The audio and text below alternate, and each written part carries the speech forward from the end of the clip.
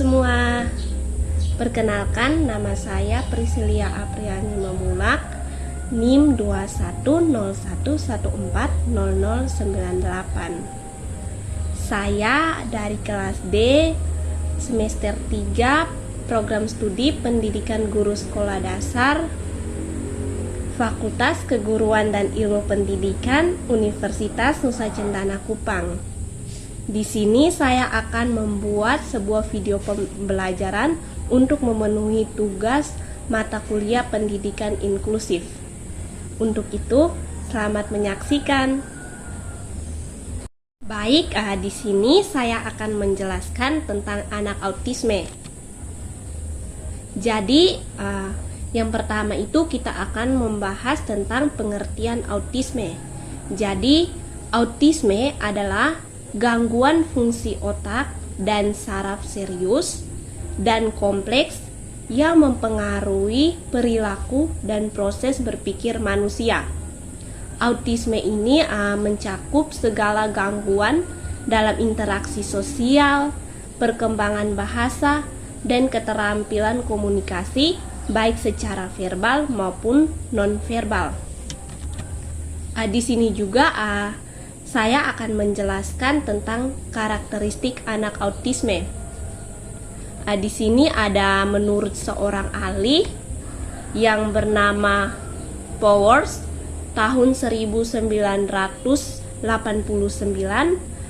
dia membagi karakteristik anak autisme menjadi 5 gejala atau gangguan, yaitu yang pertama, gangguan di bidang komunikasi. Yang kedua, gangguan di bidang interaksi sosial. Yang ketiga, gangguan di bidang sensori. Yang keempat, gangguan di bidang pola bermain. Dan yang kelima atau yang terakhir adalah gangguan di bidang emosi. Untuk itu, saya akan menjelaskan satu persatu. Yang pertama, gangguan di bidang komunikasi. Karakteristik gangguan di bidang komunikasi ini berupa perkembangan bahasa anak autisme lambat atau sama sekali tidak ada.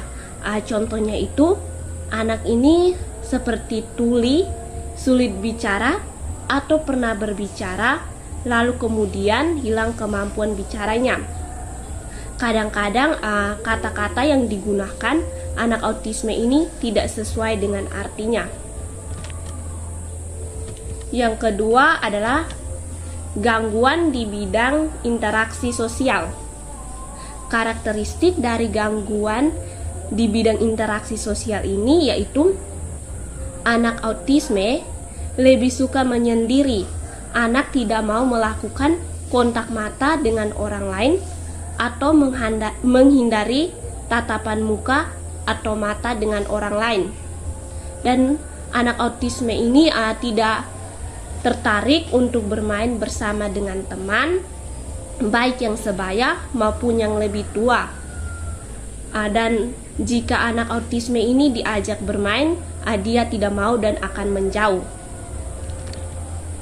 Yang berikut adalah gangguan di bidang sensori. Gangguan di bidang sensori ini memiliki karakteristik yaitu anak autisme tidak peka terhadap sentuhan, seperti tidak suka dipeluk. Anak autisme bisa mendengar suara keras, langsung menutup telinganya. Dan anak autisme ini senang mencium-cium, menjilat mainan atau benda-benda yang ada di sekitarnya. Dan anak autisme ini tidak peka terhadap rasa sakit atau takut. Selanjutnya yaitu gangguan di bidang pola bermain. Karakteristik gangguan di bidang pola bermain ini yaitu anak autisme tidak bermain seperti anak-anak pada umumnya. Anak autisme ini tidak suka bermain dengan anak atau teman sebayanya, tidak memiliki kreativitas atau tidak memiliki imajinasi, dan tidak memiliki fungsi bermain.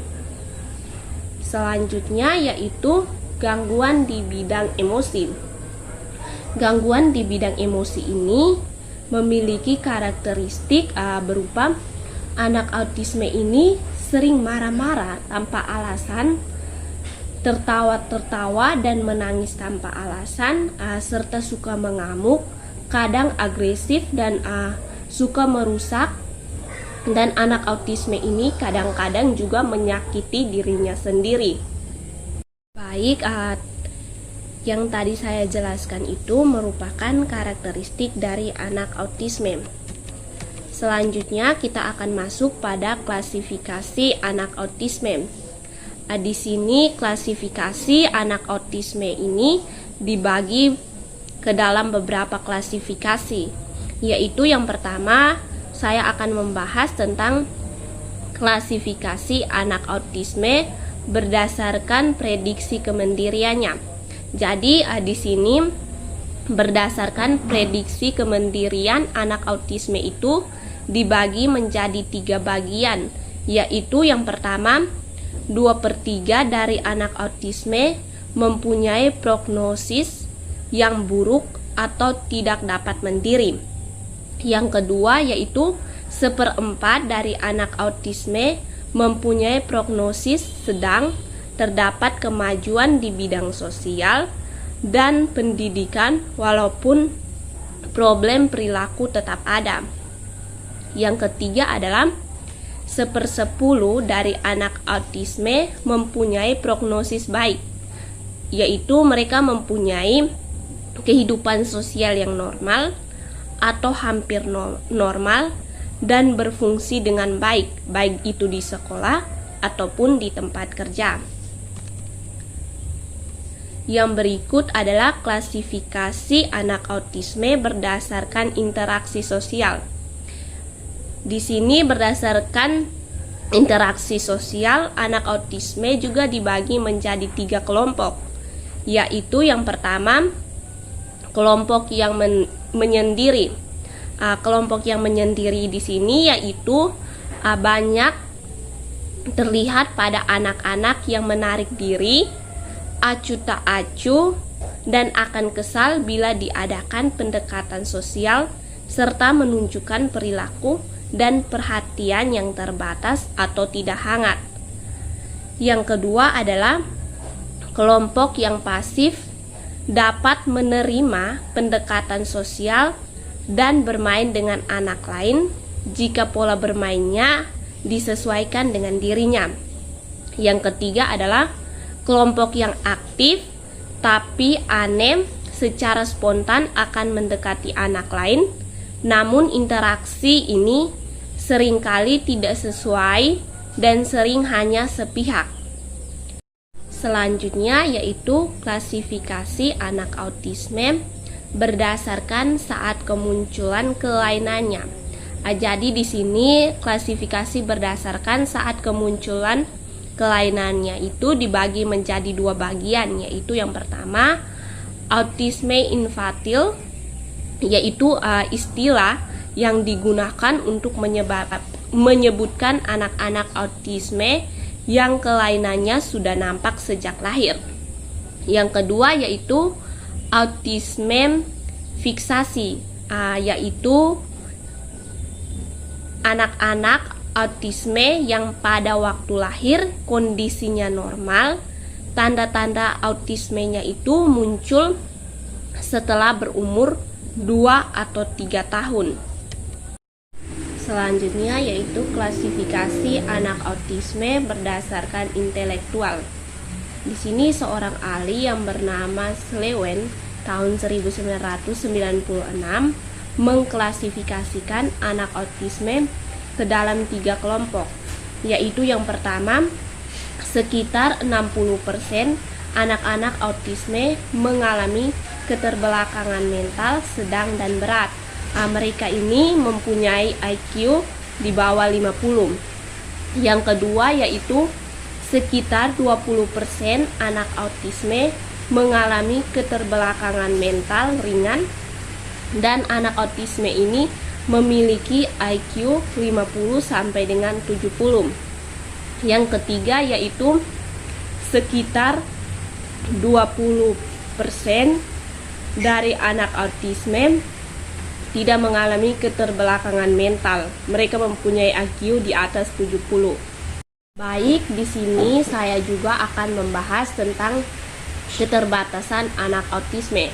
Jadi di sini ada 7 keterbatasan anak autisme, yaitu yang pertama ada gangguan kognitif, yang kedua ada gangguan pada perilaku motorik, yang ketiga ada reaksi terhadap perangsangan indera, yang keempat ada gangguan tidur dan makan, yang kelima ada gangguan afek dan mood serta emosi, yang keenam ada perilaku yang membahayakan diri sendiri, dan yang ketujuh atau yang terakhir adalah gangguan kejang. Di sini juga saya akan menjelaskan tentang penyebab anak autisme. Jadi, penyebab anak autisme ini bisa terjadi pada saat bayi dalam kandungan. Misalnya karena keracunan kehamilan atau adanya infeksi virus rubella dan virus lainnya. Juga terjadinya pembentukan otak kecil, misalnya vermis otak kecil yang lebih kecil, atau terjadinya pengerutan jaringan otak. Dan bisa juga terjadi setelah bayi akan dilahirkan, itu seperti kekurangan oksigen.